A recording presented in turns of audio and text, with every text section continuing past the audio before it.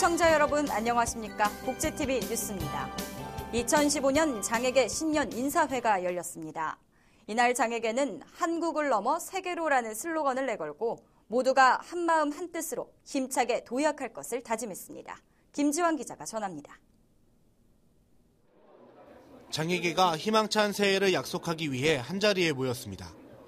한국장애인단체 총연맹과 한국장애인단체 총연합회의 공동주최로 열린 2015년 장애계 신년인사회에는 보건복지부 문영표 장관을 비롯해 장애계 단체장 등이 대거 참석했으며 한국장애인단체 총연맹 변승일 상임대표는 이날 신년사를 통해 장애계가 한국을 넘어 세계로 뻗어나가길 바라는 염원을 전했습니다. 최근 한국의 장애계는 그 어느 때보다 국제적 교류와 협력 그리고 지원 활동에 다양한 역량을 발휘하고 있습니다만 여기 계신 모두가 합심하여 우리의 장애인 복지가 한국을 넘어 세계로 뻗어나갈 수 있도록 함께 협력해 주실 것을 부탁드립니다. 이날 참석자들은 비일비재한 장애인 인권 침해 사건에 대해 올해에는 근본적인 해결책이 반드시 마련돼야 한다고 입을 모았습니다. 새해에는 피해에 따른 후속 조치가 아니라 한 발 앞서 나가는 정책과 제도를 마련하기 위한 노력이 필요합니다. 또 모든 장애 유형의 특성을 고려하여 장애인 당사자의 입장이 반영될 수 있는 법적 근거 또한 마련되어야 할 것입니다. 한편 이날 보건복지부 문영표 장관은 올해 추진할 장애인 정책 계획에 대해 밝히며 장애인과 비장애인이 더불어 행복한 사회를 만들기 위해 노력할 것을 다짐했습니다. 발달장애인법 시행을 위한 준비에서도 또 준비를 철저히 하겠습니다. 하위 법령 제정과 등을 조속히 완료하고 맞춤형 서비스 제공과 함께 가족 부담 완화를 위한 서비스 체계를 정비하는 데도 만전을 기하도록 하겠습니다. 을미년을 맞아 마련된 장애계 신년인사회. 장애계는 새해를 맞아 한마음 한뜻으로 마음을 모아 힘차게 도약할 수 있다는 새로운 각오를 다졌습니다. 복지TV 뉴스 김지환입니다. 새해 들어 금연 보조용품으로 인기가 치솟고 있는 전자담배가 인체에 해로운 것으로 확인됐습니다. 발암 물질과 환경 호르몬 등이 검출돼 일반 담배보다 더 나쁘다는 겁니다. 정유림 기자입니다. 전자담배는 전자장치를 통해 니코틴을 수증기로 마셔 일반 담배를 피우는 것과 같은 느낌을 줍니다. 여기에 금연 도우미 역할을 한다는 기대감도 전자담배의 인기몰이에 한몫하고 있습니다. 하지만 전자담배가 실제로는 일반 담배 못지않게 해로운 것으로 나타났습니다. 보건복지부는 전자담배의 분석 결과를 처음 공개했습니다. 전자담배의 니코틴 함량은 세제곱미터당 평균 2.83g으로 일반 담배 한 개 비해 2배 정도였습니다. 국제암연구기관이 지정한 1, 2급 발암물질 니트로사민과 아세트알데히드도 들어있고 인두염이나 기관지염을 유발하는 포름알데히드도 전자담배 성분 중 하나입니다. 여기에 일반 담배에는 없는 호르몬 교란 물질들이 검출됐습니다. 더구나 전자담배는 니코틴 흡입량 조절이 가능하고 장소의 제약을 덜 받아 더 자주 피우게 된다는 문제도 있습니다. 담배를 끊어보겠다고 시작한 전자담배가 오히려 건강에 덫이 될 수 있는 겁니다. 전자담배는 결코 금연 보조제로 사용할 수가 없고 이거는 담배와 똑같이 규제를 해야 되고 건강에 해롭습니다. 세계보건기구는 전자담배의 안전성에 대해 어떤 과학적 결론도 내릴 수 없는 상황에서 전자담배를 금연 보조 수단으로 판매하거나 광고하지 못하도록 규제해야 한다고 주문했습니다. 복지TV 뉴스 정유림입니다. 여러 부처에 흩어져 있던 각종 복지급여와 국고보조금 부정신고를 앞으로는 국민권익위원회의 복지보조금 신고센터에 하시면 됩니다.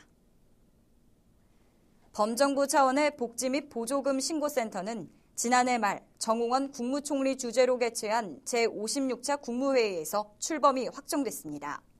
이번 결정은 국고보조금 부정수급의 종합대책의 일환이며 기존의 권익위에 설치돼 있던 정부합동 복지부정 신고센터가 비복지 분야 보조금 부정수급 신고까지 처리하는 센터로 확대 개편되는 것입니다. 한편 신고자에 대해서는 철저한 신분 및 비밀 보장, 신변 보호와 함께 최대 20억 원의 보상금과 최대 2억 원의 포상금이 지급됩니다. 문화체육관광부가 장애인 문화예술 창작 및 향수 프로그램 지원 규모를 71억 원으로 확대했습니다. 이는 지난해 60억 원에서 11억 원 늘어난 규모입니다. 또 180여 곳의 장애인 복지관에 국악과 연극, 음악 등 6개 분야의 총 190명의 예술 강사를 파견해 문화예술 교육을 시행할 수 있게끔 지원한다는 계획입니다. 문체부는 이에 대해 예술 분야는 많은 비용이 들고 수입도 불규칙해 장애인들이 접근하기 어렵다는 문제를 해소하고자 마련했다며 올해 추진할 중점 과제로 장애, 비장애 예술 분야 격차 해소를 채택했다고 밝혔습니다. 의사 처방 없이 약국에서 구입할 수 있는 어린이 감기약도 앞으로 만 2세 미만은 의사 진료 후 복용해야 한다는 내용이 약품 허가 사항에 명시됩니다. 식품의약품안전처는 일반 의약품으로 시중에 판매 중인 어린이 감기약 173개 품목에 대해 의사 진료 후 복용할 것을 약품 허가 사항에 명시하는 변경안을 마련했다고 밝혔습니다. 이에 따라 하벤 시럽과 뮤코팩트 시럽 등을 포함한 대상 품목에는 만 2세 미만의 영유아는 의사의 진료를 받는다는 의약품 주의사항을 표기해야 합니다. 광역버스 좌석제 정착을 위해 도입을 검토 중인 경기도 2층 버스가 3주간의 시범 운행을 마쳤습니다. 경기개발연구원의 조사에 따르면 이용객의 89%가 도입에 찬성하는 것으로 나타났는데요. 김소영 기자입니다. 지난달 8일부터 26일까지 3개 노선을 대상으로 경기도 2층 버스가 시범 운행을 실시했습니다. 이 기간 동안 2층 버스를 이용한 승객은 하루 평균 276명. 출근 시간대는 61명이 이용했고 퇴근 시간대는 68명까지 느는 등 안전관리를 위해 탑승한 관계자를 제외하면 만석에 가까운 이용률입니다. 2층에 좀 시야가 확 보이잖아요. 그래서 좋은 것 같아요. 승차감도 1층 버스랑 별다른 점 없이 편해서 도입하는데 문제가 없을 거라고 생각합니다. 경기개발연구원이 이용객들을 대상으로 설문조사를 실시한 결과 만족한다는 의견이 71%, 광역노선 2층 버스 도입에 찬성한다는 의견은 89%로 집계됐습니다. 한편 문제점으로 지적된 승하차 소요 시간은 2층 버스의 경우 3.42초, 1층 버스보다 7% 정도 지연되는 것으로 심각한 정도는 아니라는 데 의견이 모아졌습니다. 또 차량 높이나 차량 내 계단으로 인한 안전 문제에 대해선 면밀한 분석을 통해 확실한 대안을 마련하겠다는 계획입니다. 도입하게 된다면 3월 중에 적합한 차종이나 도입 노선 등을 종합적으로 고려한 계획을 발표할 예정이며 이후에 최대한 빠르게 도민들이 2층 버스를 이용할 수 있도록 최선을 다하도록 하겠습니다. 이용객 설문조사 외 SNS를 통한 도민 의견과 경기개발연구원의 조사 결과를 바탕으로 2층 버스 도입 최종평가 결과는 이달 중순에 발표될 예정입니다. 국제TV 뉴스 김소연입니다. 올해는 을미년, 청양의 해죠. 겨울방학을 맞은 아이들을 위해 경기도 박물관이 양띠 특별 전시회를 열었습니다. 최현미 기자가 소개합니다. 김유신 장군 무덤 호석에 새겨진 양 조각상.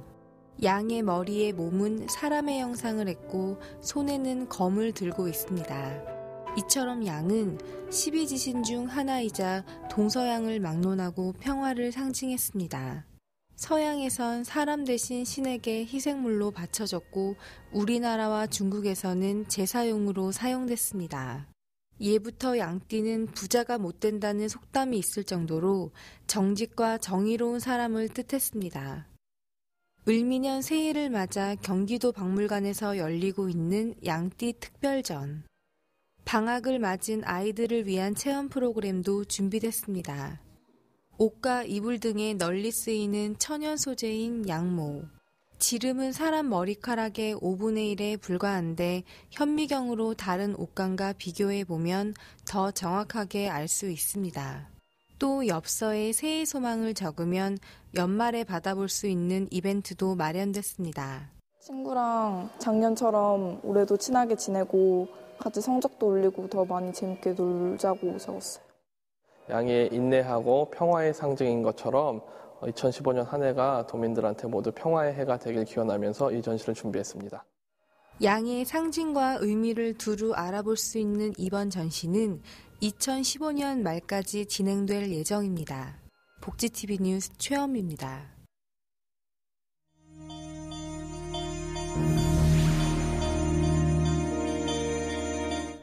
이어서 간추린 뉴스를 전해드립니다. 오는 5월 8일부터 11일간 열리는 서울세계 시각장애인 경기대회에 골볼 참가국이 확정됐습니다. 우리나라를 포함해 남자는 16개국, 여자는 14개국이 참가합니다. 한편 지난 인천장애인 아시아 경기대회에서 우리나라 남자 골볼 국가대표팀은 4위를 기록한 바 있습니다. 여야가 세월호 참사 이후 265일 만에 희생자들과 피해 지역에 대한 배상, 보상, 위로금 지원 등을 골자로 한 4.16 세월호 참사 피해 구제 및 지원 등을 위한 특별법에 최종 합의했습니다. 특별법이 오는 12일 본회의에서 처리되면 국무총리 소속의 배상과 보상을 위한 심의위원회와 피해자와 피해 지역에 대한 지원 및 희생자 추모위원회가 설치됩니다. 한국 남편들이 아내와 공평하게 집안일을 분담하는 비율이 북유럽 국가들의 절반 수준이라는 조사 결과가 나왔습니다.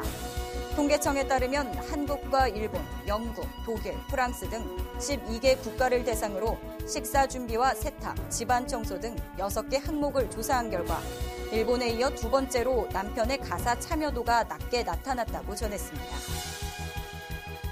경상남도가 기존의 119 종합상황실을 올해부터 재난현장 컨트롤타워 119 종합방재센터로 승격시켰습니다. 경남도는 신속한 지휘체계를 바탕으로 각종 자연재해와 사고에 발빠르게 대응하기 위해 종합방재센터로 승격시켰다고 밝혔습니다. 제주도가 성폭력 피해 장애인 보호시설인 그린터를 운영합니다.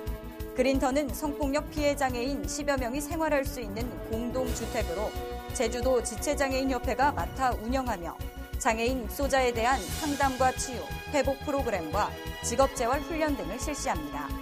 입소 희망자는 제주여성장애인 상담소에 문의하시면 됩니다.